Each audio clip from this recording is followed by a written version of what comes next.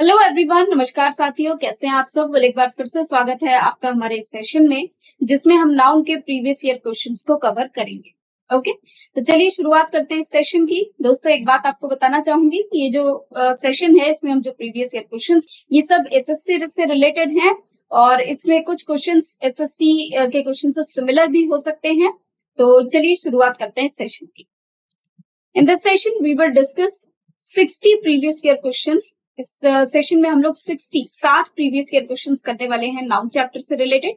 उनके सॉल्यूशंस को भी देखेंगे, साथ ही साथ उनकी एक्सप्लेनेशंस को भी कवर करेंगे। ओके दोस्तों, इससे पहले कि हम सेशन की शुरुआत करें, मैं आपको बताना चाहूंगी that this is a disclaimer.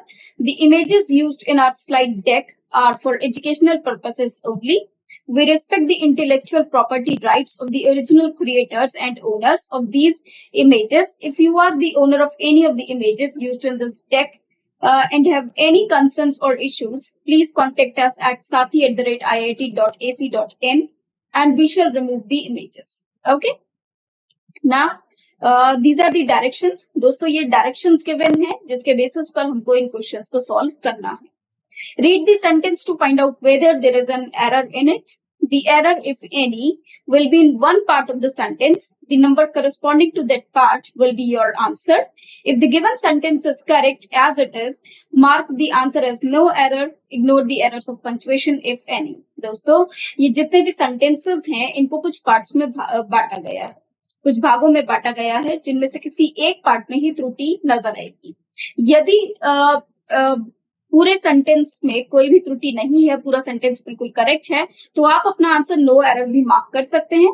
हालांकि किसी भी पार्ट में अगर एरर है तो आपका एरर सिर्फ एक ही पार्ट में होगा और जो उस पार्ट के साइड में नंबर लिखा हुआ होगा वही आपका आंसर माना जाएगा। ओके, तो चलिए शुरुआत करते हैं इन क्वेश्चंस की। तो सबसे पहले आ जाता है क्वेश्चन नंबर 1। तो जल्दी से मुझे फ्रेंड्स बताइए इस क्वेश्चन को पढ़ के कि इसमें एरर क्या होना चाहिए। जल्दी जल्दी अपना आंसर मार्क कीजिए, फिर हम देखते हैं कि इसमें क्या एरर होना चाहिए।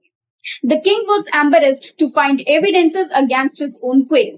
जो किंग है वो बहुत ज्यादा शर्मिंदा है क्योंकि उन्हें कुछ सबूत मिले हैं अपनी ही रानी के खिलाफ। सो अब देख सकते हैं आप कि जो ए पार्ट है उसमें लिखा हुआ है the king was embarrassed, B part में लिखा है to find evidences, C part में लिखा है against his own queen and D part में लिखा है no error। दोस्तों, इसमें जो आंसर होगा वो होगा आपका बी पार्ट, क्योंकि बी पार्ट में एरर है। क्या एरर है? एविडेंस एक ऐसा शब्द है जिसको हम सिर्फ एविडेंस ही बोलते हैं, चाहे वो सिंगुलर हो या फिर वो प्लूरल हो। तो यहाँ पर जो आपका आंसर होना चाहिए वो बी पार्ट होना चाहिए, टू फाइंड एविडेंसेस। क्यों एरर होगा भाई? The word evidences in this context is grammatically incorrect. In English, evidence is typically an uncountable noun, so it does not have a plural form evidences. The correct usage should be evidence without an S at the end, जिसके end में हम कभी भी S का प्रयोग नहीं कर सकते। एविडेंस चाहे सिंगुलर हो चाहे प्लूरल हो, हमेशा एविडेंस ही रहेगा। चलिए, तो इसी बात पे बढ़ जाते हैं नेक्स्ट क्वेश्चन पे, क्वेश्चन नंबर 2 पे। और जल्दी से मुझे बताइए कि इस क्वेश्चन नंबर 2 में क्या एरर होगा। At the request of the defense attorney, the jury was called and their individual verdicts were recorded. देखिए, अब यहाँ पर at the request of the defense attorney is an A part, B part है the jury was called, C part है and their individual verdicts were recorded and D part है no error। अब देखिए C part को अगर आप देखेंगे तो यहाँ लिखा है their individual, मतलब अलग अलग verdicts को रिकॉर्ड किया गया।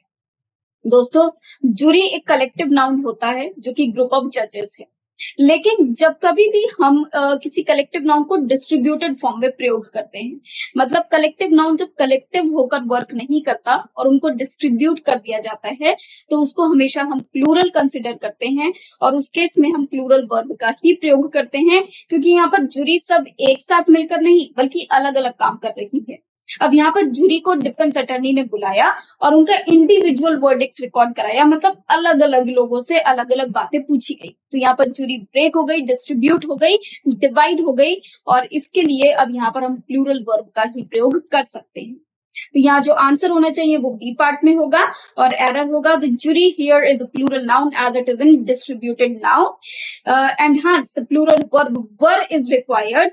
It is plural because each individual's verdict is recorded separately but not as a single verdict. So here the error is in part B and the correct sentence should be at the request of defense attorney the jury were called and their individual verdicts were recorded. Okay, चलिए इसी बात पे बढ़ते हैं next question पे, that is question number 3. तो जल्दी से सारे स्टूडेंट्स बताइए कि इस थर्ड क्वेश्चन का आंसर क्या होना चाहिए. दोस्तों क्वेश्चन है my brother goes to office 5 day a week. Okay, अब देखिए मेरा ब्रदर ऑफिस जाता है 5 डे अ वीक, मतलब एक वीक में 5 दिन. ओके, सो जब 5 डे, डे 5 प्लूरल है तो डे की जगह यहाँ पर हम किसका प्रयोग करेंगे, डेज का. तो यहाँ पर एरर हो जाता है सी पार्ट में और आंसर होगा C part 5 day a week, जिसका करेक्ट जो सेंटेंस होना चाहिए वो days should be replace with days होना चाहिए. because correct sentence should be my brother goes to office 5 days a week, क्योंकि 5 प्लूरल है जिसके साथ नाउन भी प्लूरल आना चाहिए. फॉर एग्जाम्पल 2 बॉय नहीं लिख सकते, 2 बॉयज लिखेंगे. 3 गर्ल्स. ओके, सो गर्ल्स लिखा जाएगा, गर्ल नहीं लिखा जाएगा. तो जब नंबर प्लूरल होते हैं उसी अकॉर्डिंग नाउन को भी हम प्लूरल फॉर्म में ही रखते हैं. ओके, उम्मीद है कि ये क्वेश्चन आपको समझ में आया होगा, काफी आंसर सही होंगे. तो चलिए आगे बढ़ते हैं नेक्स्ट क्वेश्चन पे, that is question number 4. A time slot of 15 minutes are allowed to each speaker. 15 minute का समय दिया गया हर एक स्पीकर को, मतलब 15 मिनट का एक ड्यूरेशन है, एक समय है, एक ड्यूरेशन है जो हर एक व्यक्ति को दिया गया, हर एक स्पीकर को दिया गया. ठीक है, अब देखिए 15 minutes, a slot of 15 minutes. यहाँ पर हम 15 मिनट्स को फोकस नहीं कर रहे, बल्कि 15 मिनट्स की जो एक ड्यूरेशन है उसको हम यहाँ पर फोकस कर रहे हैं. और जब टाइम एक ऐसे कलेक्शन फॉर्म में यूज होता है, एक ड्यूरेशन में यूज होता है, तो उसको सिंगुलर कंसिडर किया जाता है. दैट इज वाई हम यहाँ पर आर की जगह सिंगुलर वर्ब का प्रयोग करेंगे. तो जो एरर होगा वो आपका बी पार्ट में होगा. Okay, and the error is are should be changed to is to correct the sentence. As time slot of 15 minutes is taken as a singular noun, that is the duration of this 15 minutes. Okay, so the correct sentence should be a time slot of 15 minutes is allowed to each speaker. Okay, चलिए अब आगे बढ़ते हैं question number 5.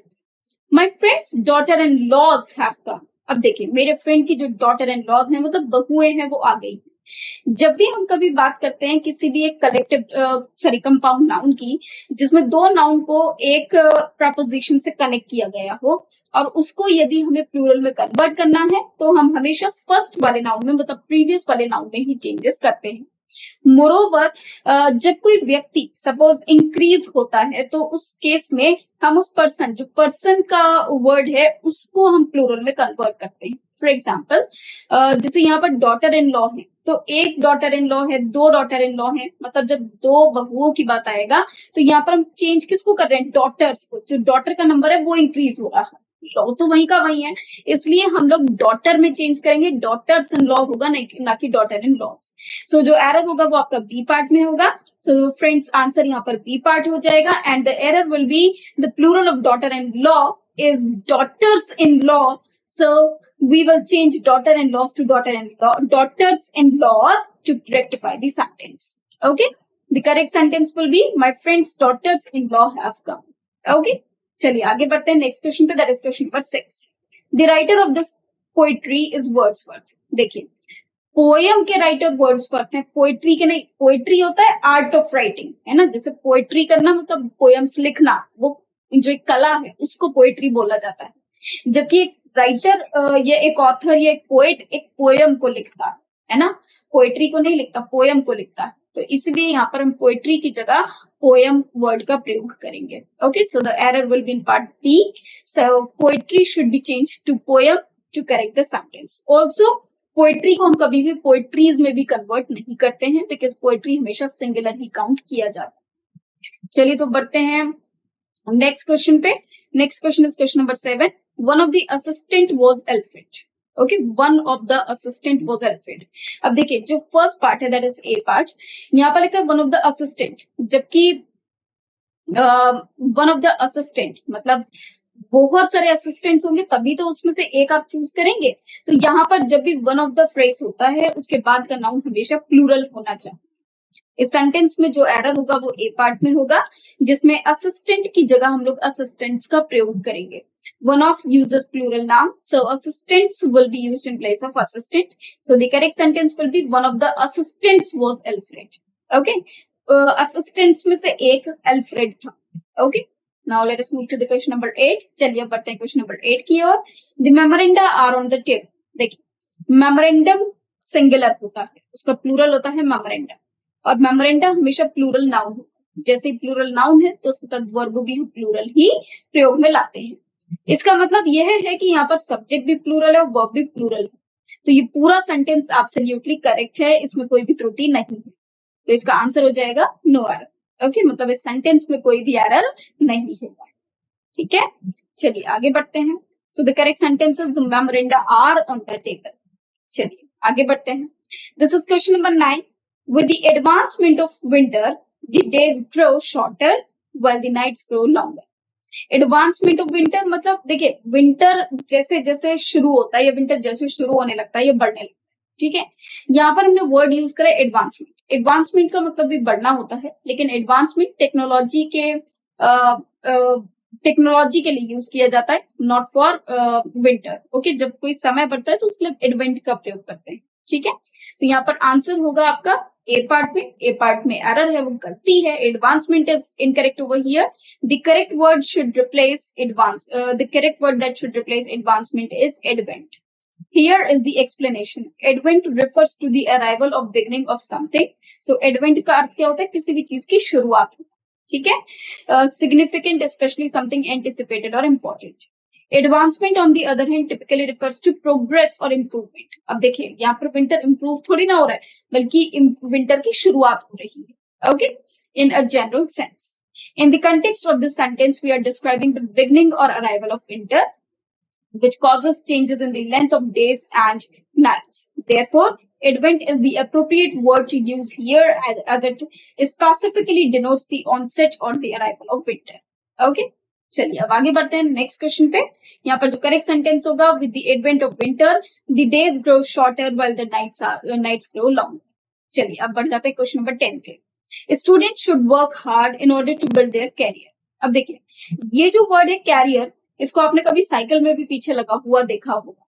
Career का मतलब होता है कोई चीज जब कैरी करके ले जाते हैं तो उसको कैरियर मतलब कैरियर होता है जो किसी भी चीज को कैरी करके या अपने अंदर रख कर ले जाता है ना। अब यहाँ पर अब स्टूडेंट्स को मेहनत करनी चाहिए। क्यों? कुछ रख कर ले जाने के लिए नहीं, बल्कि अपने करियर को बनाने के लिए। ये जो वर्ड है कैरियर, ये यहाँ पर गलत हो जाएगा। इसका अर्थ यहाँ पर कैरियर तो एक वर्ड सही होता है, लेकिन यहाँ पर इस कंटेक्स्ट में इसका अर्थ गलत हो। तो student should work hard in order to build their career, not career. सो आंसर होगा आपका सी पार्ट, क्योंकि सी पार्ट में एरर है। The error is in part C. The correct word that should replace career is career. Here is the explanation. Career refers to a person's occupation or profession, especially one that involves special training followed by one's life work. Career, on the other hand, typically refers to something that carries or transports something else. Career, जो एक इंसान की एक special training होती है, occupation होता है जो वो अपनी लाइफ में आगे बढ़ने के लिए यूज करते हैं। ठीक है, जो एक पूरी जिंदगी जो एक काम करते हैं। जबकि कैरियर एक ऐसा एक कुछ ऐसी चीज है जिससे हम कोई चीज एक जगह से दूसरी जगह ट्रांसपोर्ट कर सकते हैं। Such as person or thing that carries or conveys. In the context of this sentence, the intended meaning is to encourage students to work hard in order to develop or establish their profession or occupation. यहाँ पर इस sentence में जो बात की गई है, जो चर्चा की गई है, वो इस बात पर कि ताकि लोग, ताकि जो बच्चे हैं, स्टूडेंट्स है, वो मेहनत करें, विद्यार्थी मेहनत करें, ताकि वो अपना जो प्रोफेशन है, अपना ऑक्यूपेशन है, उसमें वो जा पाए, which is better conveyed by the word career. Okay, so the correct sentence should be students should work hard in order to build their career. चलिए अब आगे बढ़ते हैं नेक्स्ट क्वेश्चन पे। Alexander Calder, who was originally interested in mechanical engineering, later became a sculptor. अब देखिए इस sentence में क्या एरर होगा। हम लोग यहाँ पर जो वर्ड है स्कल्पचर, ये गलत होगा। तो आइए देखते हैं ऐसा क्यों गलत होगा। यहाँ पर एरर होना चाहिए डी पार्ट में। So D part is the incorrect part. The error in the sentence is part D. The correct word that should replace sculpture should be sculptor. Okay, so sculpture की जगह हम sculptor का प्रयोग करेंगे। Here is the explanation. Sculpture refers to the art from itself, such as the piece of art created by sculpting materials like stone, wood or metal. देखिए sculpture एक कला है। जब जैसे सपोज कीजिए कोई वॉल है या फिर कोई स्टोन है, पत्थर है, उसको अगर आप तोड़ के उसकी कार्विंग करके और आप किसी एक मूर्ति को बनाते हैं, तो उस क्रिया को, उस कला को हम लोग स्कल्पचर के नाम से जानते हैं। जबकि इस क्रिया को करने वाला जो व्यक्ति होता है उसको स्कल्पचर बोला जाता है, जिसको TOR स्पेलिंग में आता है. Sculpture refers to a person who creates sculptures or works in the art of sculpture. In the context of the sentence, we are referring to Alexander Calder becoming a person who creates sculptures, not the sculpture itself. Therefore, sculpture is an appropriate term to use here. Okay, so यहाँ पर जो correct sentence होगा वो क्या होगा? Alexander Calder, who was originally interested in mechanical engineering, later became a sculptor. मतलब वो मूर्तिकार बन गए. Okay. Now let us move to the question number 12. Regardless of your teaching method, the objective of any conversation class should be for the students to practice speaking words. अब देखिए, जल्दी से मुझे बताइए कि सेंटेंस में क्या एरर होना चाहिए. देखिए, इस सेंटेंस में एरर होना चाहिए सी पार्ट में, क्योंकि यहाँ पर ये जो प्रैक्टिस स्पीकिंग वर्ड्स है ये सुपरफ्लस है. भाई जब कन्वर्सेशन की क्लास है तो ऑब्वियसली स्टूडेंट्स एक दूसरे से वार्तालाप करेंगे, बातें करेंगे, और जब बातें करेंगे तो उनकी खुद ही प्रैक्टिस हो जाएगी बोलने की, शब्दों को बोलने की. तो कॉन्वर्सेशन और स्पीकिंग वर्ड्स एक साथ यूज करना एक सुपर फ्लॉज हो जाता है. मतलब जितने की जरूरत है उससे ज्यादा का यूज कर लेना, है ना. For the students to practise, यही हमारा एरर होगा. और एरर क्या होगा? The phrase speaking words is grammatically correct, but it may not fully capture the intended meaning in the context of a conversation class. When we refer to a conversation class, the objective is typically to practice speaking in sentences or in conversational manner, rather than just isolated words. To better convey the intended meaning, it would be more appropriate to say for the students to practice speaking. Okay? So the correct sentence will be, regardless of your teaching method, the objective of any conversation class should be for the students to practice speaking. Okay, not speaking words. Okay. Now let us move to the next one. Now this is question number 13. चलिए अब question number 13 को हम लोग cover करते हैं. तो जल्दी से बताइए माय फ्रेंड्स कि इस सेंटेंस में क्या एरर होना चाहिए. Studying the science of logic is one way to cultivate one's reason skills. अब देखिए, इस सेंटेंस में यदि हम बात करें तो स्किल्स एक नाउन हो जाता है, जबकि रीजन उसके लिए एडजेक्टिव होना चाहिए. लेकिन रीजन तो एक एडजेक्टिव है ही नहीं, तो यहाँ पर जो आंसर होगा वो क्या होगा? सी पार्ट में. एरर क्या होगा? Reason skills is not a standard phrase. Instead, the correct term is reasoning skills, which refers to the ability to think logically and make sound judgments based on facts and evidence. Reasoning is the noun form that describes the cognitive process of thinking logically and critically. Therefore, to accurately convey the idea of developing one's ability to think logically through the study of logic, the correct phrase should be cultivate one's reasoning skills. The correct sentence would be, studying the science of logic is one way to cultivate one's reasoning skills. Okay? So the correct sentence should be, studying the science of logic is one way to cultivate one's reasoning skills. चलिए अब आ जाते हैं question number 14 पे. The corpse had been dead for 5 days.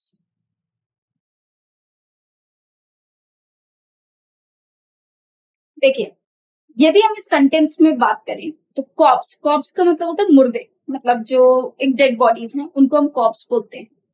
हालांकि एक व्यक्ति मरता, cops नहीं मरता. कॉप्स तो मरा हुआ ही है, डेड बॉडी ही है, वो कभी मरती नहीं. लेकिन इस सेंटेंस में अगर हम थोड़ा सा इसका अर्थ जाने तो सपोज कीजिए कि एक रूम है और वहां पर कुछ डेड बॉडीज मिलती हैं, तो ये कहा जाएगा कि भाई ये जो मुर्दे हैं ये 5 दिन पहले इनकी डेथ हो चुकी है ना, यही तो कहा जाएगा. तो यहाँ पर कॉप्स का मतलब ऐसा नहीं कि कॉप्स मरे हैं, नहीं, कॉप्स जो मिले हैं उनकी जो डेथ है वो 5 डेज बैक हो चुकी है. ओके, सो इसीलिए इस सेंटेंस में कोई भी एरर नहीं होगा. तो यहाँ पर जो एरर है वो डी रहेगा, नो एरर. ओके, चलिए तो आगे बढ़ते हैं क्वेश्चन नंबर 15 पे. तो भाई जल्दी से बताइए कि इस क्वेश्चन नंबर 15 में क्या एरर होना चाहिए. The bus could not ascend the steep hill because it was in the wrong gears. The bus could not, एक A पार्ट में है, B पार्ट में है ascend the steep hill, C part में है because it was in the wrong gears, और D part में है no error. तो देखिए इस सेंटेंस में होगा wrong gears, error. Okay, so error is in part C. Error होगा C पार्ट में. क्यों होगा भाई? The error in the sentence is in part C because it was in the wrong gears. The word gears should be correct to gear.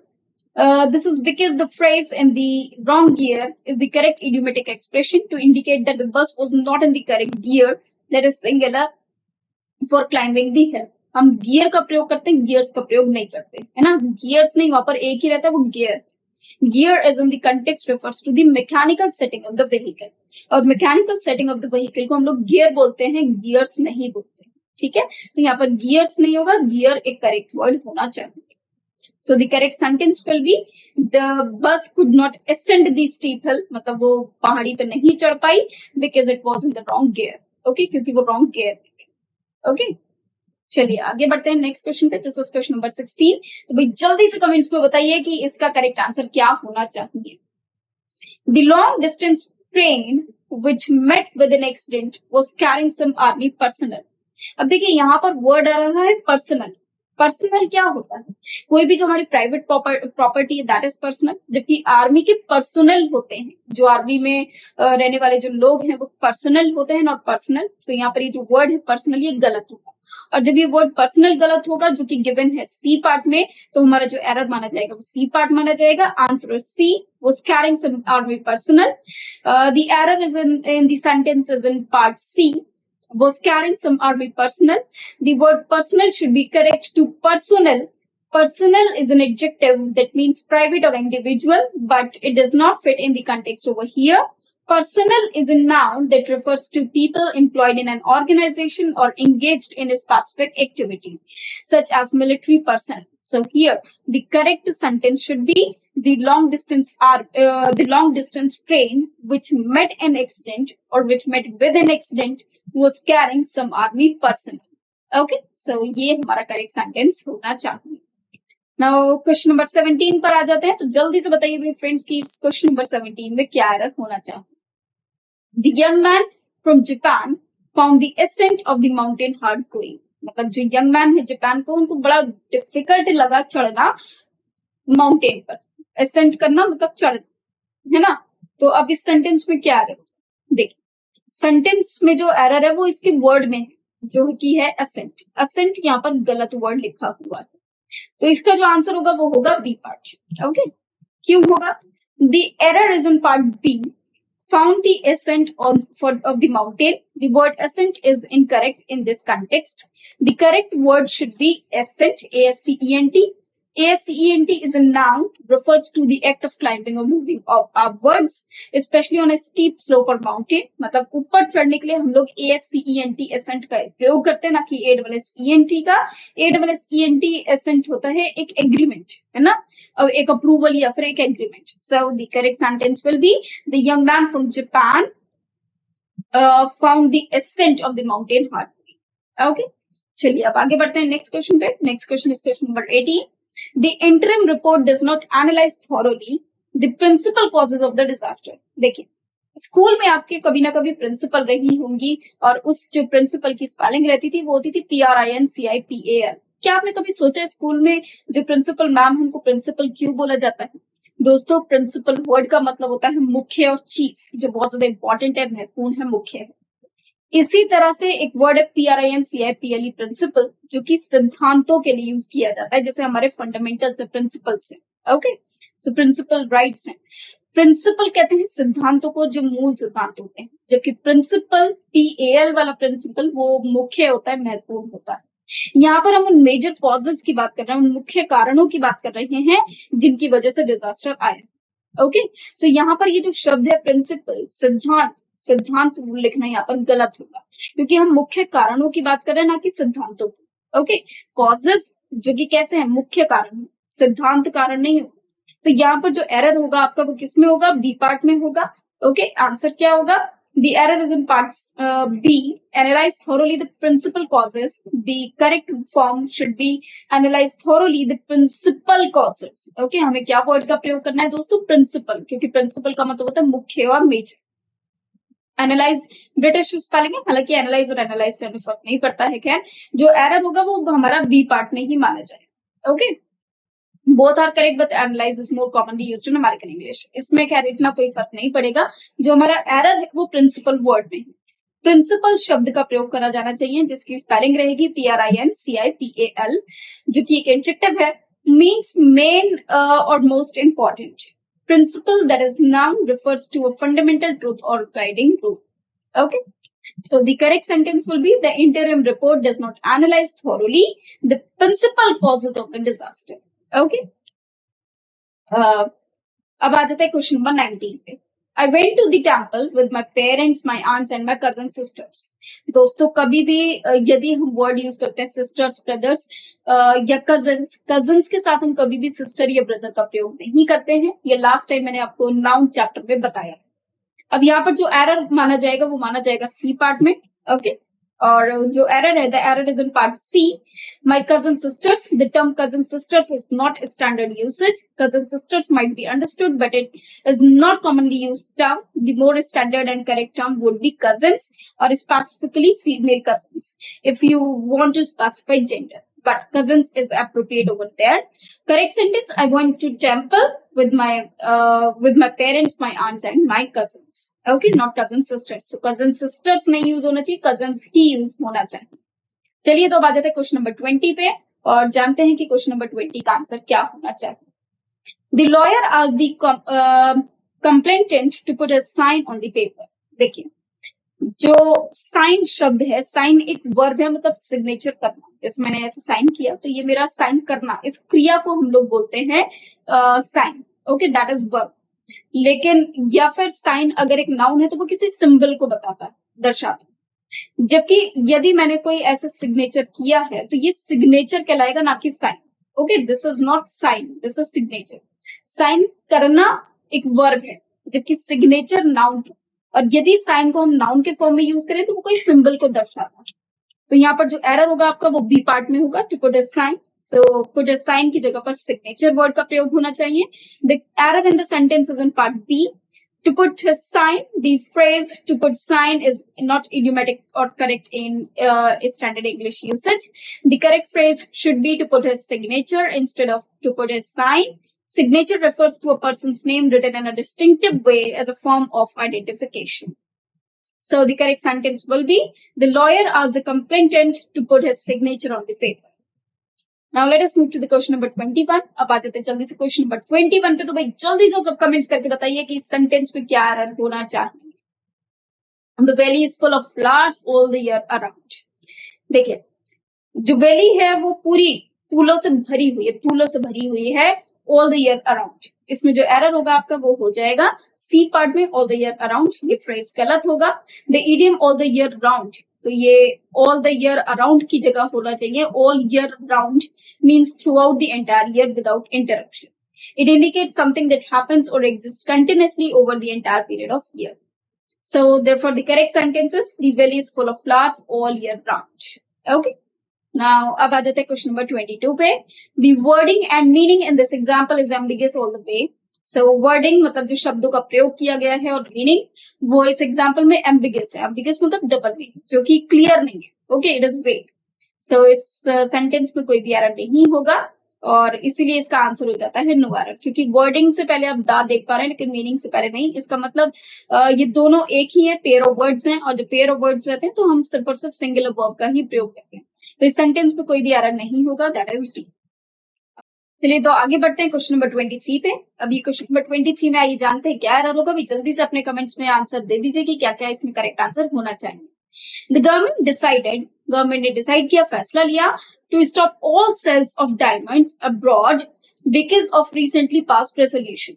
जो अभी हाल ही में एक resolution pass हुआ उसके आधार पर गवर्नमेंट ने ये फैसला लिया कि वो जो डायमंड्स हैं उनको अब्रॉड वो सेल नहीं करेंगे, मतलब अब्रॉड में उसको नहीं बेचेंगे. अब देखिए जब हम बात करते हैं बेचने की कि अब्रॉड में नहीं बेचा जाएगा, तो यहाँ पर ऑफ मतलब हमको एक नाउन की रिक्वायरमेंट है, जबकि सेल्स एक वर्ब हो जाता है, एक वर्ब हो जाता है.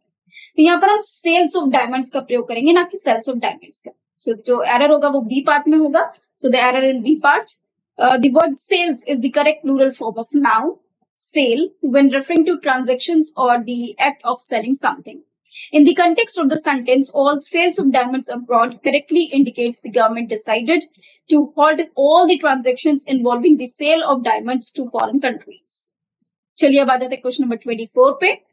We requested the watchman, हमने वॉचमैन से रिक्वेस्ट किया, to clean up the basement so that children had enough space to play. देखिए हमने वॉचमैन से रिक्वेस्ट किया कि वो बेसमेंट को पूरी तरह से क्लीन कर दें ताकि उनके लिए इनफ स्पेस हो सके ताकि वो खेल पाए। ओके, सो इस सेंटेंस में देखा जाए तो कोई भी एरर नहीं होगा, हालांकि हम इनफ रूम का प्रयोग कर लेते हैं, बट ये सेंटेंस करेक्ट होगा, तो यहाँ पर हम नो एरर को कंसिडर करेंगे। अब आ जाते हैं क्वेश्चन नंबर 25 पे। The girls watched intently as the model applied her makeup with a practiced hand. Okay, so इस sentence में practiced hand में error होगा, so error is in part C with the practiced hand. The phrase practiced hands is used to describe someone who is skilled or proficient in performing a task. In this case, applying makeup, this adjective practice modifies the noun hands to indicate that the model is skilled and experienced in using her hands to apply makeup. Okay. चलिए तो अब बढ़ते हैं question number 26 पे। Question number 26 क्या है? They are standing at the gate of the auditorium as there is no place inside. वे सब ऑडिटोरियम के गेट पे खड़े हुए हैं क्योंकि अंदर कोई भी जगह नहीं खाली। देखिए, जब भी कभी इस तरह का सेंटेंस आता है तो आप हमेशा याद रखिए कि किसी व्यक्ति को यदि किसी रूम के अंदर जाना है, कहीं पर बैठना है, तो उसे एक प्रॉपर प्लेस की रिक्वायरमेंट होती है बैठने के लिए। उस केस में हम लोग प्लेस वर्ड का नहीं, बल्कि उस केस में ना ही हम स्पेस का ना ही प्लेस का, बल्कि उस वर्ड में हम लोग रूम वर्ड का प्रयोग करते हैं। तो यहाँ पर जो एरर होगा आपका वो सी पार्ट में होगा। यहाँ पर प्लेस को हम लोगों को रूम से रिप्लेस करना है क्योंकि कहीं बैठने के लिए हमें प्रॉपर जगह की रिक्वायरमेंट है जहां पर हम प्लेस की जगह रूम का प्रयोग करेंगे।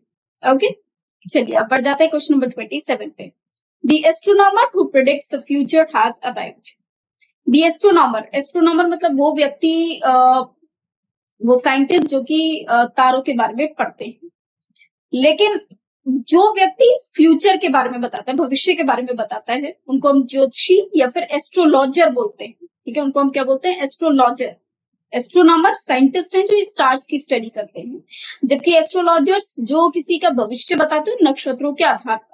तो यहाँ पर जो आंसर होगा वो ए होगा, the astronomer. An astronomer is a scientist who studies celestial objects such as stars, planets, and galaxies. Whereas an astrologer is someone who predicts human affairs and terrestrial events by studying the positions and movements of celestial bodies. In this context provided, where the individual predicts the future based on celestial observations, astrologer is the appropriate term because it refers to someone who predicts astrology, not astronomy. So here the correct sentence should be the astrologer who predicts the future has arrived. Okay. So अब हम आ जाते हैं question number 28 पे। तो भाई जल्दी से बताइए सेंटेंस पे क्या एरर होगा। इस तरह का एक सेंटेंस हम ऑलरेडी पहले भी कर चुके हैं। My cousin sister invited me to her birthday party. देखिए बहुत ही सिंपल है, हमने अभी पहले भी बताया आपको कि कजन के साथ हम सिस्टर या ब्रदर का प्रयोग नहीं करते हैं, तो यहाँ पर ये सिस्टर यूज करना सुपरफ्लस हो जाएगा। Answer is a part, so answer is a part and the term cousin already implies a familial relationship, so there is no need to add sister after the word cousin. If you want to specify that the cousin is female, you can say my cousin, or if you want to specify a sister, you can say my sister. However, combining cousin and sister is redundant and not grammatically correct. Okay, चलिए अब आ जाते हैं question number 29 पे। तो भाई जल्दी से बताइए इस क्वेश्चन नंबर 29 में क्या एरर होना चाहिए। The problem of soil erosion is one of serious imports in various countries. बिल्कुल सिंपल है। प्रॉब्लम मतलब एक समस्या, सॉइल इरोजन की जो समस्या है वो एक बहुत ही बड़ा कंसर्न, एक बहुत ही बड़ा एक लोगों का एक बहुत ही बड़ा आप कह सकते हैं कंसर्न बन चुका है, जिसके बारे में उनको सोचना चाहिए, है ना, सोचने का एक विषय बन चुका है। जबकि यहाँ पर वर्ड लिखा है इम्पोर्ट्स। अब इम्पोर्ट्स क्या होता है भाई? बाहर से जब हम कोई सामान अपने कंट्री में खरीदते हैं, मतलब बाहर से यदि विदेश से हम कोई सामान खरीद कर अपने देश में लेकर आते हैं तो वो इम्पोर्ट करना होता है, और एक्सपोर्ट करना जब कोई सामान अपनी कंट्री से दूसरी कंट्री में बेचा जाए। ओके, ये ट्रांसपोर्ट किया जाए। अब यहाँ पर ये सीरियस इम्पोर्ट्स नहीं है, सीरियस कंसर्न है, तो यहाँ पर ये इम्पोर्ट शब्द गलत हो जाएगा। ओके, सो आपका जो एरर होगा ये इम्पोर्ट शब्द लिखा हुआ है बी पार्ट में, सो आपका आंसर हो जाएगा बी पार्ट, क्योंकि इसी सेंटेंस में error. The word concern is used to indicate something that is of interest, importance or worry to someone. In the sentence, the phrase one of the serious concern correctly conveys the soil erosion is a significant issue or a problem in various countries. On the other hand, imports refers to goods or services brought into a country which does not fit the context of the sentence. Okay. So the correct sentence will be the problem of soil erosion is one of the serious concerns in various countries. Okay, it should be serious concerns. Okay, चलिए आगे बढ़ते हैं next पर. Now this is question number 30. तो जल्दी से बताइए friends कि सेंटेंस पे क्या एरर होना चाहिए. It is a desert place. ये बिल्कुल वीरान जगह है. ठीक है, बिल्कुल डेजर्ट प्लेस है. डेजर्ट प्लेस बिल्कुल ठीक है. तो इस सेंटेंस पे कोई भी एरर नहीं होगा. No error. चलिए आ जाता है क्वेश्चन नंबर 31 पे. 10 kilometre is a long distance to walk. जल्दी से मुझे बताइए सेंटेंस पे क्या एरर होना चाहिए. दोस्तों इस सेंटेंस में भी कोई एरर नहीं होगा. क्यों? क्योंकि 10 kilometres is a long distance. हम कह रहे हैं कि भाई 10 किलोमीटर एक बहुत ही लंबा डिस्टेंस है. हम यहाँ पर 10 किलोमीटर्स की बात नहीं कर रहे हैं. जो हमारा सब्जेक्ट है वो डिस्टेंस होगा, क्योंकि हम यहाँ पर डिस्टेंस की बात कर रहे हैं कि ये बहुत लंबा डिस्टेंस है चलने के लिए, है ना. तो यहाँ पर डिस्टेंस एक अनकाउंटेबल नाउन होता है, तो यहाँ पर कोई भी एरर नहीं होगा. इज यहाँ पर बिल्कुल सिंगुलर वर्ब है जो कि बिल्कुल करेक्ट है. तो आंसर होगा आपका नो एरर. चलिए अब बढ़ जाते हैं क्वेश्चन नंबर 32 पे. तो भाई जल्दी से बताइए सेंटेंस पे क्या एरर होना चाहिए. देखिए इस सेंटेंस में पहले सेंटेंस देख लेते हैं क्या है. क्वेश्चन क्या है. My sister has red pages after pages of the Bible. अब देखिए इस सेंटेंस में जो एरर होगा वो होगा पेज आफ्टर पेज, ना कि पेजेस आफ्टर पेजेस. तो जो एरर होगा वो सी पार्ट में होगा. ठीक है, pages after pages is incorrect. It should be replaced with page after page. क्यों भाई? When using a repetitive structure like page after page, यदि हम दो नाउन को कनेक्ट करते हैं प्रपोजिशन से, वो एक कंपाउंड नाउन बन जाता है. और जब दोनों ही नाउन सेम है ना, तो हम दोनों में से किसी को भी प्लूरल में कन्वर्ट नहीं करते हैं. ये हमने ऑलरेडी कल नाउन वाले चैप्टर में कवर किया था. अगर आपने नहीं देखा है तो एक बार आप जाकर पहले नाउन वाले चैप्टर को पढ़िए, फिर आपको ये समझ में अच्छे से आ जाएगा. Which is indeed an idiomatic expression. The noun remains singular even though it is repeated. This is because the repetition emphasizes the ongoing or continuous action or state rather than indicating multiple individual items. The phrase page after page is an idiomatic expression used to indicate that someone has read many pages sequentially one after another. Okay? Now अब आ जाते हैं question number 33 पे. तो भाई जल्दी से बताइए सभी लोग कि इसमें क्या एरर होना चाहिए. The Prime Minister was asked to write a forward to the book. देखिए कभी भी अगर बुक का फर्स्ट पेज देखा जाए तो आपने अक्सर देखा होगा वो प्रीफेस लिखा होता है. प्रीफेस मतलब इंट्रोडक्शन, और उसका एक सिनोनियम होता है फॉरवर्ड, नॉट फॉरवर्ड. ओके, सो यहाँ पर हम जो बात कर रहे हैं बुक की वो फॉरवर्ड होता है, नॉट फॉरवर्ड. तो यहाँ पर जो एरर होगा वो बी पार्ट में होगा. Answer is B part. A forward not forward is a preface or introduction to a book usually written by someone other than the author, जो कि author से अलग किसी व्यक्ति के द्वारा लिखा जाता है. Often providing context or praise for the work, it is a standard term in publishing. Okay, so यहाँ पर ये forward होगा ना कि forward होगा. तो यहाँ पर जो error होगा वो आपका बी पार्ट में हो जाएगा, जहां पर ये शब्द गलत तरह से प्रयोग किया गया है या गलत प्रयोग किया गया है. चलिए आ जाते हैं नेक्स्ट क्वेश्चन पे. That is question number 34. तो भाई जल्दी से बताइए सेंटेंस में क्या एरर होना चाहिए. The items I liked most were the rosewood carvings and the teakwood furnitures of Dutch design. देखिए जो फर्नीचर्स है वो एक अनकाउंटेबल नाउन है जिसको हम कभी भी प्लूरल में प्रयोग नहीं कर सकते. तो यहाँ पर एरर होना चाहिए सी पार्ट में. आंसर होगा furniture is an uncountable noun. Plural of furniture is never furnitures. Hence and teakwood furniture of should be used. Okay, next question 35. जल्दी से बताइए क्वेश्चन नंबर 35 में क्या एरर होना चाहिए. When the football team walked onto the field, the crowd burst into applause. वो एकदम चीखने लगे, but some cheers were heard too. लेकिन कुछ cheers को भी सुना गया, मतलब दूसरों को cheer up करने के लिए, जो दूसरों को encourage करने के लिए, प्रोत्साहित करने के लिए. देखिए इसका आंसर होगा सी पार्ट में. क्यों होगा? देखिए जब क्राउड ने मतलब भीड़ ने बर्स्ट इनटू अप्लॉज, वो तालियां बजाने लगी टीम के लिए, तो ऑब्वियसली वो उनको तारीफ भी करेगी उनकी. तो ये कॉन्ट्रास्ट नहीं है, बट शो करता है कॉन्ट्रास्ट कि जैसे वो तालियां भी बजाने लगे लेकिन चीयर अप भी करने लगे. ये तो थोड़ा ऑकवर्ड सब है. हालांकि देखा जाए तो ग्रामेटिकली करेक्ट है, लेकिन वैसे लॉजिकली ये इनकरेक्ट हो जाता है. तो बट की जगह हम लोग एंड का प्रयोग करेंगे, ना कि बट का. So answer will be C. The phrase "but some cheers were heard too" is grammatically correct, but it is slightly awkward and less commonly used in formal writing. A more idiomatic and formal expression would be "and some cheers were heard as well." This maintains the intended meaning of additional cheers being heard alongside the applause. Okay, so additional cheers being heard alongside the applause. Okay. आ जाते हैं question number 36 पे. तो जल्दी से बताइए sentence में क्या error होना चाहिए. Lasers are indispensable tools for the delicate eye surgery.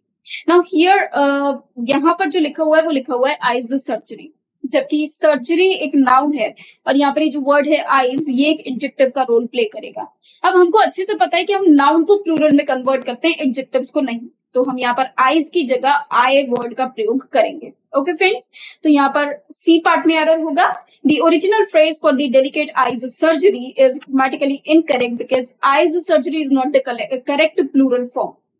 The correct phrase should be eye surgery, as eye in this context serves as an adjective describing the type of surgery being performed on the eyes. Okay, चलिए बढ़ जाते हैं next question पे, that is question number 37। तो भाई जल्दी से बताइए इस क्वेश्चन नंबर 37 में क्या एरर होना चाहिए। The newer type of automatic machines wash the cloth fast. अब देखिए न्यूअर नए तरह की ऑटोमेटिक मशीन्स, अब ऑटोमेटिक मशीन्स की बात हो रही है, प्लूरल है, तो टाइप भी तो प्लूरल होने चाहिए या काइंड्स होना चाहिए। तो यहाँ पर जो एरर होगा वो ए पार्ट में होगा, ठीक है, और इसको लिखा जाएगा the word type is singular whereas the context of the sentence suggests that there are multiple variations or models of automatic machines being referred to. Therefore, to correctly indicate that there are different kinds of automatic machines, the plural form types should be used instead of type. Basic. Okay. Now the next question is question number 38. तो भाई जल्दी से बताइए sentence में क्या error होना चाहिए। The table's legs have been elaborately carved. अब देखिए कभी भी अगर हम नॉन लिविंग थिंग की बात करें तो नॉन लिविंग थिंग का पोजीशन बताने के लिए हम लोग ऑफ का प्रयोग करते हैं, ना कि अपॉस्ट्रोफी एस का। ओके, सो इस सेंटेंस में जो एरर होगा वो आपका ए पार्ट में होगा। Okay, and the phrase "the table's legs" is grammatically correct, but it is somewhat awkward and less common in formal writing. More idiomatic and formal expression would be "the legs of the table," which is a clearer and more direct way to refer to the legs belonging to the table. Okay, and whenever we show the belongings or the position of a non-living thing, we use apostrophe. We do not use apostrophe s. Instead, we use of to show the position. आगे बढ़ जाते हैं next question पे, that is question number 39। तो भाई जल्दी से बताइए सभी लोग कमेंट्स करके कि इस क्वेश्चन नंबर 39 में क्या एरर होना चाहिए। देखिए यहाँ पर जो सेंटेंस है उसमें लिखा हुआ है the sceneries of Kashmir is very charming. A part में लिखा हुआ है द सीनरीज, बी में लिखा है ऑफ कश्मीर, सी में is very charming and D में लिखा है नोवेयर। देखिए जो सीनरीज है, कभी भी हम वर्ड को सीनरी रखते हैं, सीनरीज नहीं रखते। कुछ वर्ड्स ऐसे हैं जिनको कभी भी प्लूरल में कन्वर्ट नहीं किया जा सकता, जैसे scenery, jewellery, furniture, luggage, baggage, advice, information. Okay, ये कभी भी हम प्लूरल में कन्वर्ट नहीं करते क्योंकि ये एक अनकाउंटेबल नाउन है। ओके, सीनरी का मतलब होता है एक कहीं का एक दृश्य, नजारा, एक लैंडस्केप, एक व्यू, है ना। तो सीनरीज कोई शब्द नहीं होता, सीनरी होता। ओके, जो आप शॉप पर अगर कभी खरीदें तो वो पेंटिंग्स होती हैं, फोटोज होते हैं, फोटोज ऑफ सीनरी और paintings of scenery. Okay, so sceneries कभी कोई वर्ड नहीं होता, सीनरी एक नेचुरल व्यू है, एक लैंडस्केप है। तो यहाँ पर जो एरर होगा वो आपका ए पार्ट में होगा। Okay, so answer is a part, the sceneries. The word scenery is an uncountable noun. It refers to the natural features of a landscape, especially when they are attractive or picturesque. Therefore, we use scenery in its singular form, regardless of whether we are referring to one or multiple landscapes or views. Okay? So, word is scenery, not sceneries. Now, this is question number 40. अब जल्दी से मुझे सारे students बताएंगे कि इस question में क्या एरर होना चाहिए। A few tiles on a Skylab were the only equipments that failed to perform well in the outer space. Now, few tiles on a Skylab were the only equipments. अब देखिए यहाँ जो error होगा वो होगा equipments part में। Okay, and equipments आपको given है बी पार्ट में, so B part will be the answer. Okay, क्यों होगा? जैसे मैंने आपको पहले भी बताया था कि कुछ वर्ड्स ऐसे होते हैं जो सिंगुलर हो या प्लूरल हो हमेशा सेम रहेंगे, जैसे cod, salmon, species, evidence, sheep, deer. तो ये चाहे सिंगुलर हो या प्लूरल हो, इनकी स्पेलिंग सेम रहती है। सिमिलरली इक्विपमेंट्स भी हमेशा इक्विपमेंट होता है, is generally used as an uncountable noun in English, meaning it does not typically have a plural form. It refers to tools, machines, or other items used for a particular purpose. In the sentence provided, equipment should be used in the singular form to correctly refer to the collection of tiles on a Skylab that failed. Okay? So here the correct sentence will be a few tiles on Skylab were the only equipment that failed to perform well in the outer space. Now, अब बारी आती है question number 41 की। तो भाई जल्दी से बताइए इस क्वेश्चन नंबर 41 में क्या एरर होना चाहिए। The clerk was not intimidated by his bosses bullying. देखिए, यदि कोई भी वर्ड एस लेटर से एंड होता है तो उसका पोजीशन बताने के लिए हम सिंपली अपॉस्ट्रोफी का प्रयोग करते हैं, दोबारा से एस का प्रयोग नहीं करते। ओके, सो इस सेंटेंस में जो एरर होगा वो होगा सी पार्ट में, क्योंकि बॉसेस नहीं लिखा जाएगा, बॉस अपॉस्ट्रोफी लिखा जाएगा, दोबारा से हम एस का प्रयोग नहीं कर सकते। तो answer is part C. Okay, so बॉस में से बस सिंपली ये लास्ट वाले एस को हटा देना होगा। Okay, so it should be bosses. Okay, सिर्फ इतना रहेगा, बॉस के बाद एस का प्रयोग नहीं। चलिए, तो जल्दी से आ जाते हैं क्वेश्चन नंबर 42 पे। अब जल्दी से मुझे बताइए कि सेंटेंस में क्या एरर होना चाहिए। ये जो भी कंसेप्ट है इसको हम नाउन वाले चैप्टर में कवर कर चुके हैं। यदि आपने वो चैप्टर अभी तक नहीं पढ़ा है तो प्लीज जाइए और एक बार उस चैप्टर को जरूर पढ़िए, क्योंकि उसमें काफी इंपॉर्टेंट इन्फॉर्मेशन आपको गिवन है। This misogynist hates all mother-in-laws, lady doctors and housemates. ना, मैंने आपको पहले भी बताया था कि कभी भी यदि हम किसी नाउन को प्लूरल में चेंज करते हैं, जो कि कंपाउंड नाउन है, जहां पर दो नाउन को कनेक्ट किया गया है किसी प्रपोजिशन से, वहां हम चेंज हमेशा फर्स्ट वाले प्रीवियस वाले नाउन में ही करते हैं। यहाँ पर ये जो शब्द है मदर इन लॉज, ये गलत लिखा है। इसको रेक्टिफाई करने के लिए हम लोग क्या करेंगे, इसमें हम करेंगे mother's in law. So answer हो जाएगा आपका बी पार्ट में। The phrase mother's in law is a compound noun that refers to mothers of one's spouse or partner. It is plural. It is a plural form used to describe multiple individuals who fit this category. The correct plural form of mother-in-law is mothers-in-law. Okay. चलिए आ जाते हैं जल्दी से question number 43 पे। How to solve the problems is the main concern of the organizers at the moment. How to solve the problems. Now हम सिर्फ एक ही problem की बात कर रहे हैं, और how to solve the problems is the main concern of the organizers at the moment. इस सेंटेंस में कोई भी एरर नहीं होगा, क्योंकि प्रॉब्लम्स को सॉल्व किस तरह से किया जाए ये सबसे बड़ा कंसर्न है, मुख्य कंसर्न है, मुख्य चिंता है लोगों की। तो इसमें कोई भी एरर नहीं होगा, सारे पार्ट एकदम करेक्ट है। Okay, there are no grammatical mistakes in the sentence provided. It is well constructed with proper subject-verb agreement and clear phrasing. Each part of the sentence contributes to conveying the intended meaning without ambiguity or error. Hence, there is no need of correction in this given sentence. Okay? चलिए, तो भाई जल्दी से आ जाते हैं question number 44 पे। तो मुझे जल्दी से बताइए फ्रेंड्स कि सेंटेंस में क्या एरर होना चाहिए। It was a pleasant 4 hours drive from Pune to Nasik. देखिए, It was a pleasant 4 hours drive. ये जो hours drive है, तो hours इसमें एक इंजेक्टिव का रोल प्ले करेगा। देखिए, तो इसका एरर होना चाहिए हमारा बी में 4 hours drive। क्यों होगा ये एरर? क्योंकि हम 4 hour का प्रयोग करेंगे ना, 4 hours है ना, ये एक एडजेक्टिव की तरह यूज होगा। जब नाउन को क्वालिफाई करना होता है तो हमें एडजेक्टिव की रिक्वायरमेंट होती है, और एडजेक्टिव को हम प्लूरल में कन्वर्ट नहीं किया करते। When we use a compound adjective, okay, before a noun, we typically hyphenate it to show that it functions as a single unit, modifying the noun. In this case, 4R is a compound adjective describing the drive, which is a noun, indicating that the drive took 4 hours. Okay, so it should be 4-hour drive, not 4 hours drive. Okay, for example, 5-year-old boy. We cannot say 5 years old boy. Okay. चलिए, तो आ जाते हैं इसी बात पे question number 45 पे। तो भाई जल्दी से बताइए सेंटेंस में क्या एरर होना चाहिए। There are so many fills all around the place. Now, इसमें जो एरर होगा आपका वो fills में होगा। So answer is in part A, so many fills. The word filled is an uncountable noun in English, meaning it does not have a plural form. Therefore, we use filled in its singular form when referring to dirt, brim, or something that is unclean. The correct sentence should use filled in the singular noun to match the intended meaning. Okay. अब आ जाते हैं question number 46 पे। We are going to launch this 3 crores project within the next few months. We are going to launch this 3 crores project. Now, अभी जैसे मैंने आपको बताया था कंपाउंड इंजेक्टिव वाला कंसेप्ट, ये भी वही कंसेप्ट है सेम।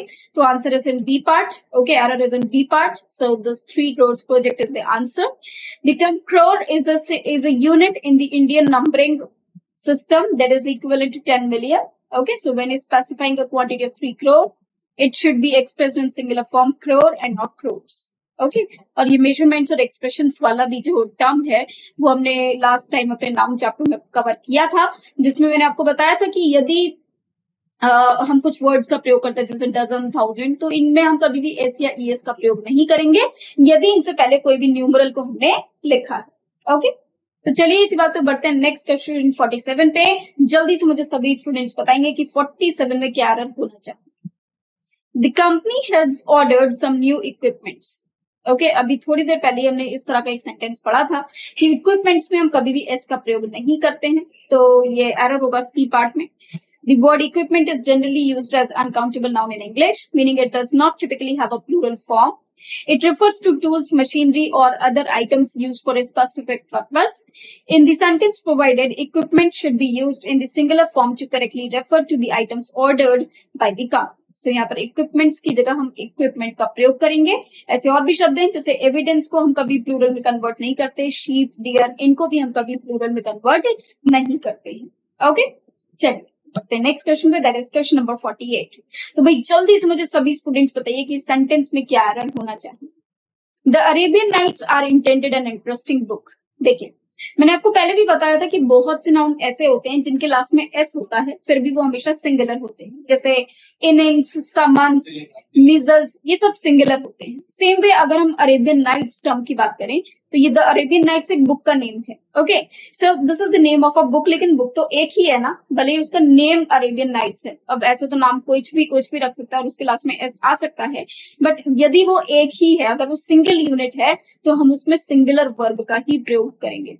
द अरेबियन नाइट्स एक बुक का नेम है और ये बुक एक ही है, सिंगल यूनिट है, और जब नाउन सिंगुलर हो तो वर्ब भी सिंगुलर होगा, तो आर की जगह पर हम इसका प्रयोग करेंगे। तो ये जो एरर होगा वो आपका बी पार्ट में होगा। Okay, the Arabian Nights is the title of a singular collection of stories. Despite its plural form nights, it is treated as singular entity or work because it is only one, and that is the name of the book. Therefore, the verb is should agree with the singular subject, the Arabian Nights. So the correct sentence will be the Arabian Nights is indeed an interesting book. Okay? तो ये बात आपको खास ध्यान रखनी है, किसी भी शब्द के एंड में अगर एस है तो आपको ध्यान में रखना है कि अगर वो सिंगुलर सब्जेक्ट है तो आपको वर्ब भी सिंगुलर ही प्रयोग में लानी होगी। No porter being available, he carried all his luggages himself. जब उसने देखा कि कोई भी कुली या पोर्टर अवेलेबल नहीं है तो उसने अपने लगेज को, अपने सामान को खुद ही ले जाना शुरू कर दिया। ठीक है, लेकिन हमने ये भी सुना है कि लगेज को हम कभी भी प्लूरल में कन्वर्ट नहीं करते हैं। तो यहाँ पर जो एरर होगा वो आपका सी पार्ट में होगा। Answer is C. The word luggage is an uncountable noun in English, which means it does not have a plural form. Even when referring to multiple pieces of luggage, we can use pieces of luggage, but we cannot use luggages. The term remains luggage. Therefore, the correct usage is luggage, singular rather than luggages, plural. चलिए, तो अब आ जाते हैं question number 50 पे। अब इस question number 50 के बाद आपके 10 क्वेश्चंस और रिमेनिंग हैं। Her parents have not permitted her marry Sunil. देखिए, यहाँ पर सेंटेंस है her parents have not permitted her marry Sunil. देखिए, इस सेंटेंस में जो एरर होगा वो बी पार्ट में होगा। क्या एरर होगा? The verb permit is typically followed by a direct object and then an infinitive verb when indicating what is allowed or not allowed. In this sentence, the direct object is her and the infinitive verb phrase is to marry Sunil. Okay, so यहाँ पर permitted her के बाद हम to का प्रयोग करना जरूरी है। Therefore, the correct structure is have not permitted her to marry Sunil. Okay, so यहाँ पर permitted her के बाद हमें to का प्रयोग करना जरूरी है। बस ये इसमें एरर हो जाएगा। नेक्स्ट क्वेश्चन पे आ जाते हैं 51 पे। जल्दी से मुझे बताइए कि सेंटेंस पे क्या एरर होगा। देखिए, हिज पेरेंट्स इज टो। अब देखिए, पैंट्स को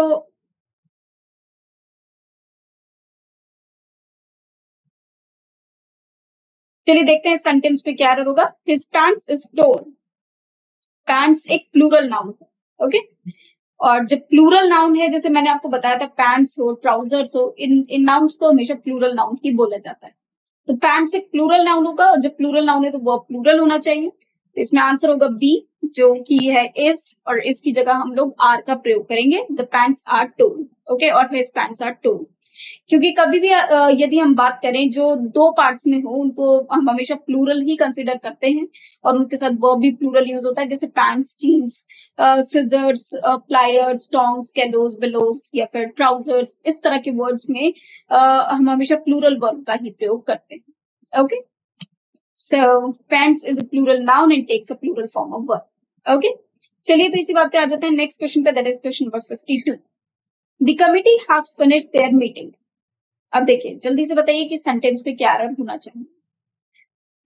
कमिटी एक कलेक्टिव नाउन है ना। कलेक्टिव नाउन के साथ हम हमेशा सिंगुलर वर्ब का प्रयोग करते हैं, फिर उसके साथ जो पॉजिटिव केस होता है वो भी सिंगुलर ही होना चाहिए।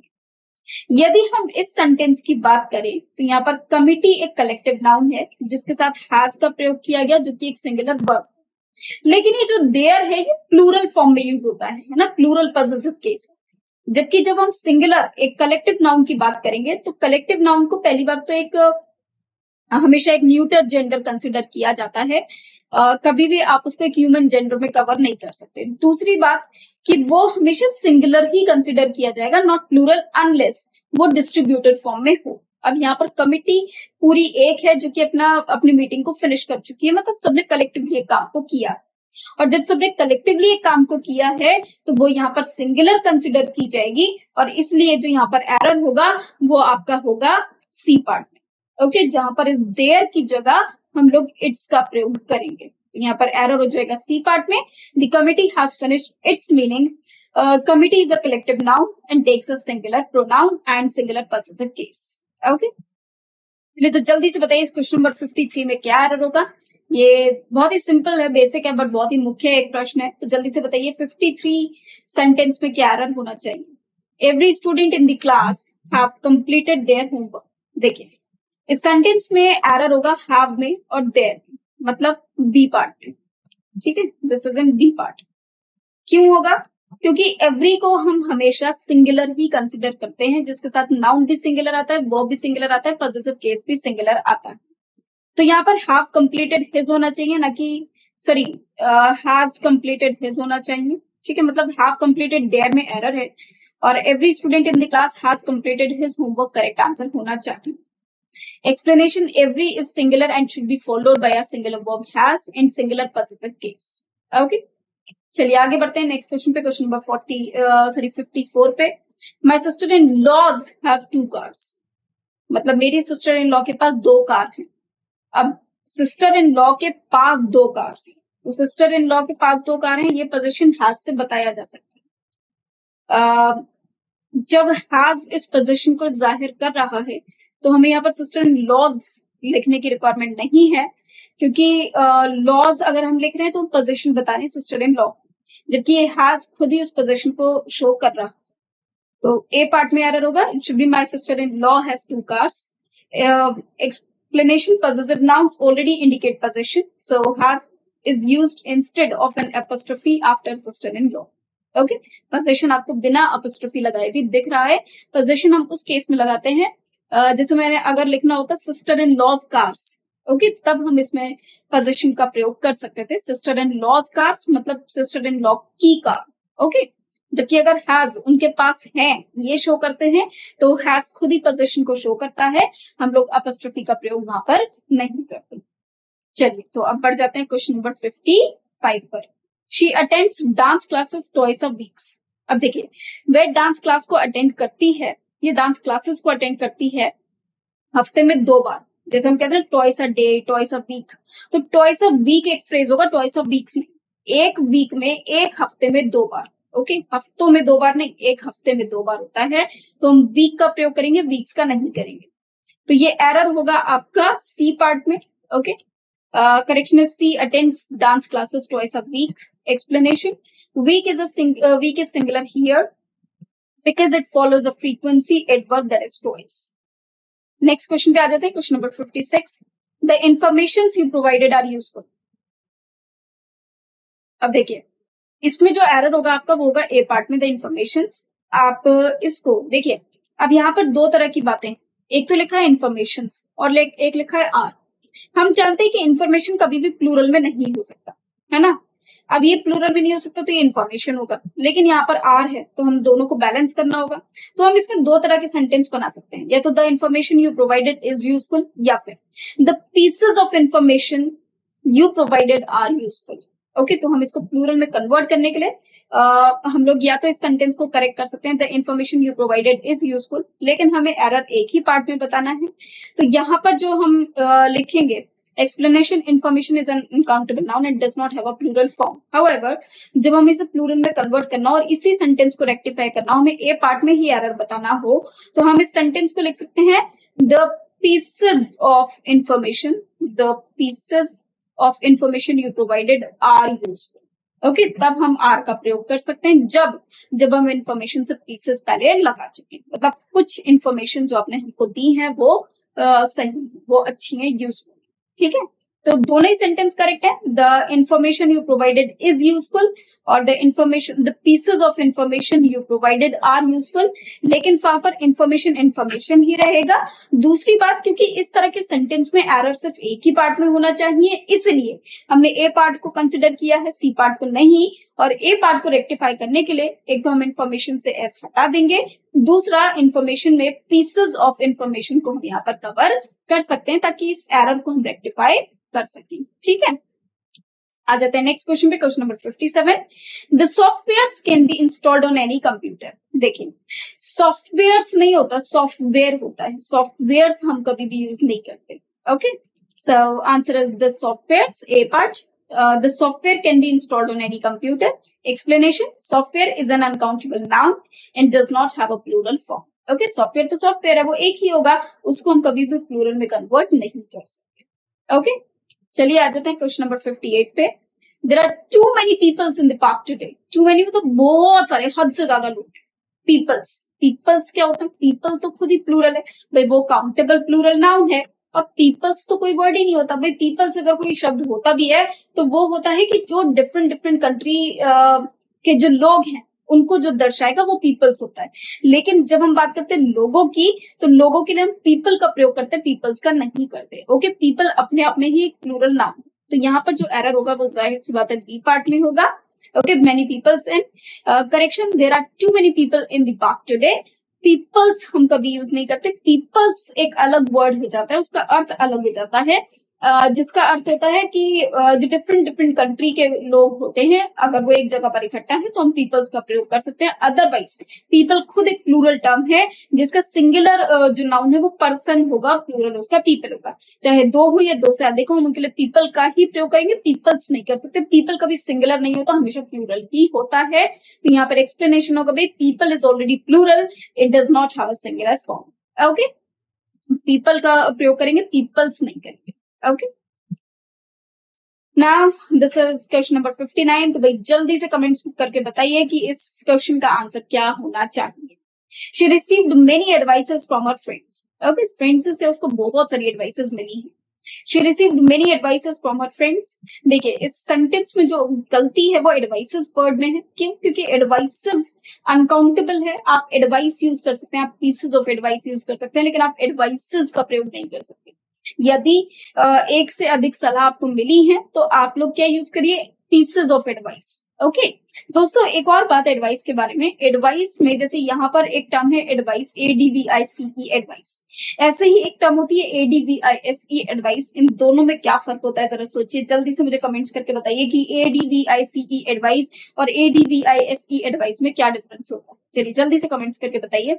जब तक मैं आपको बता दूं कि इसका जो आंसर होगा वो होगा मेनी एडवाइसेस फ्रॉम, ये गलती होगी, इसका करेक्शन होगा she received much advice from her friends. Okay, और आप ऐसे भी लिख सकते हैं she received many pieces of advice from her friends. Okay, explanation, advice is an uncountable noun and does not have a plural form. अब देखिए, जैसे मैंने आपको बताया था कि एडवाइस और एडवाइस में क्या फर्क होगा। ADVICE एडवाइस एक नाउन है जिसका मतलब है सलाह, और ADVISE एडवाइस है मतलब वर्ब, किसी को सलाह देना। For example, I advise my friend, तो वहां पर एडवाइस वर्ब होगा जिसमें हम ADVISE एडवाइस का यूज करेंगे।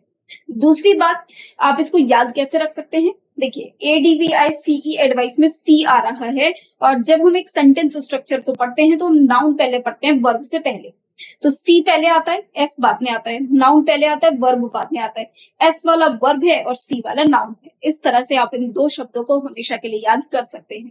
तो ये ट्रिक आपको समझ में आई हो तो जल्दी से कमेंट्स में यस कीजिए। इसी बात पे हम लोग आ जाते हैं अपने लास्ट क्वेश्चन पे, दैट इज क्वेश्चन नंबर 60। तो जल्दी से बताइए इस क्वेश्चन नंबर 60 में क्या एरर होगा। स्टीवे she has many hairs on her head. देखिए हेयर्स जो होते हैं वो अनकाउंटेबल नाउन होते हैं और इसको हम हेयर लिखते हैं, हेयर्स कभी नहीं लिखते। तो ये अनकाउंटेबल नाउन होंगे, काउंटेबल नहीं है, इसलिए इनका हम प्लूरल कभी भी कन्वर्ट नहीं कर सकते। So she has much hair लिख सकते हैं या मेनी स्ट्रैंड्स ऑफ हेयर लिख सकते हैं। तो आंसर हो जाएगा आपका A part, she has many hairs, ये गलत है। She has much hair on her head, या फिर हम लिख सकते हैं she has many strands of hair. Okay, हालांकि मच हेयर लिखना बेटर है। Hair is an uncountable noun when referring to the mass of strands on one's head. Okay, तो hair एक uncountable noun है जिसको हम hairs में convert नहीं कर सकते। हालांकि ऐसा एक रूल होता है, कई बार बोला जाता है कि आप hair और hairs दोनों का ही प्रयोग कर सकते हैं। डिफरेंस आता है कि जो hairs हैं वो यूज हो जाते हैं अगर कभी बाल सिर से अलग, जैसे विग्स वगैरह बनाने के लिए जो हेयर का प्रयोग किया जाता है उसमें हम हेयर्स का प्रयोग कर लेते हैं। हाउएवर हम इस वर्ड को प्लूरल में कन्वर्ट नहीं करेंगे, हेयर का ही प्रयोग करेंगे हमेशा।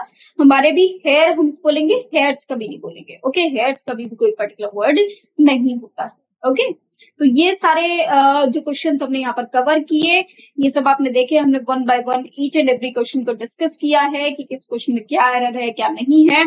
अगर ये सेशन आपको पसंद आया है तो जल्दी से इस क्लास को लाइक कीजिए और मुझे जल्दी से कमेंट करके बताइए कि आपको ये क्लास कैसी लगी। आज के लिए हम इतना ही रखते हैं। एक बार इनको सब क्वेश्चंस को अच्छे से रिवाइज कीजिएगा, आपका नाउन चैप्टर एकदम आपको प्रैक्टिस हो जाएगा। तो आज के लिए इतना ही, कल फिर से मिलेंगे नेक्स्ट सेशन में नेक्स्ट चैप्टर के साथ। जब तक के लिए थैंक्स टू यू, धन्यवाद।